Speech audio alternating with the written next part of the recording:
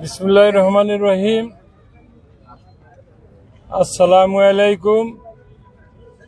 ঈদ মুবারক।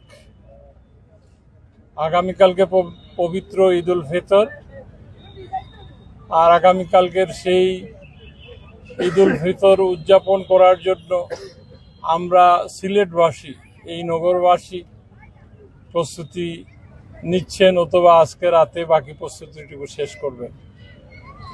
আমরা সিলেটের এখন ঐতিহ্যবাহী শাহী ঈদগায় দাঁড়িয়ে আছি। এইখানে সিলেটের প্রধান ঈদের জামাত অনুষ্ঠিত হবে।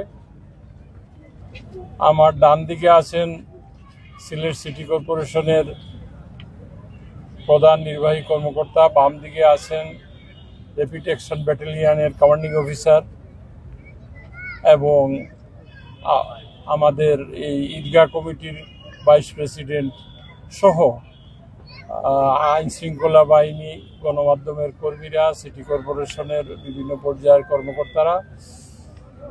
আমি আপনাদের মাধ্যমে সিলেটবাসীকে ঈদের শুভেচ্ছা জানাচ্ছি।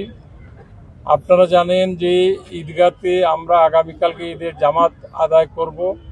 এইটি ঐতিহ্যবাহী একটি ঈদগাহ। 17th সেঞ্চুরিতে 1700 সালে এই ঈদগাহ প্রতিষ্ঠিত হয়, এবং এই ঈদগায় উপমহাদেশের বরেণ্য রাজনীতিবিদরা বিভিন্ন সময় এসেছেন, সমাবেশ করেছেন। জওহরলাল নেহরু, হুসেন শহীদ সোহরাওয়ার্দী, মোহাম্মদ আলী জিন্নাহ থেকে শুরু করে অবিভক্ত ভারতের বরেণ্য রাজনীতিবিদরা, শেরেবাংলা একে ফজলুল হক থেকে শুরু করে সবাই এই ঈদগায় বিভিন্ন রাজনৈতিক কর্মসূচি করেছেন। আমরাও সেই ধারাবাহিকতায় প্রতি বছর এখানে ঈদের জামাত করি। আগামীকালকে সেই ঈদ উল ফিতরের জামাতটি অনুষ্ঠিত হবে। এই জামাতকে কেন্দ্র করে নিশ্ছিদ্র নিরাপত্তা বেষ্টনীর মধ্যে থাকবে আইন শৃঙ্খলা বাহিনী, বিশেষ করে সিলেট মেট্রোপলিটন পুলিশ এবং র্যাপিড অ্যাকশন ব্যাটালিয়ন সহ বিভিন্ন আইন শৃঙ্খলা রক্ষাকারী বাহিনীরা থাকবে।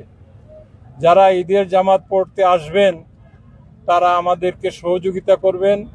সিটি কর্পোরেশনের স্টাফরা বিভিন্নভাবে নিয়োজিত থাকবে। আমরা এবছর মুসল্লিদের পানির ব্যবস্থা করেছি, পানি অর্থাৎ খাবার পানির ব্যবস্থা করেছি। আমরা এই ঈদগাহে প্রাথমিক চিকিৎসা কেন্দ্র অন্তত 3টি চালু থাকবে। অনেক সময় অনেক বয়স্ক মুসল্লি আসলে অসুস্থ হতে পারেন, এই জন্য আমরা সেই প্রাথমিক চিকিৎসা কেন্দ্র স্থাপন করব, এবং সুশৃঙ্খলভাবে আমাদের এই ঈদের জামাত আমরা এখানে উদযাপন করব।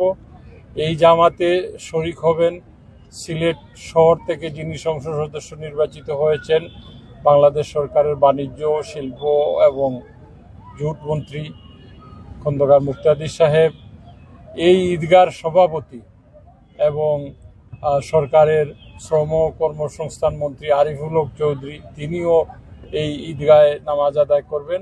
তাছাড়া সরকারের উচ্চপদস্থ কর্মকর্তা এবং সিলেটের সর্বস্তরের জনতা এই ঈদের জামাত শরিক হবেন।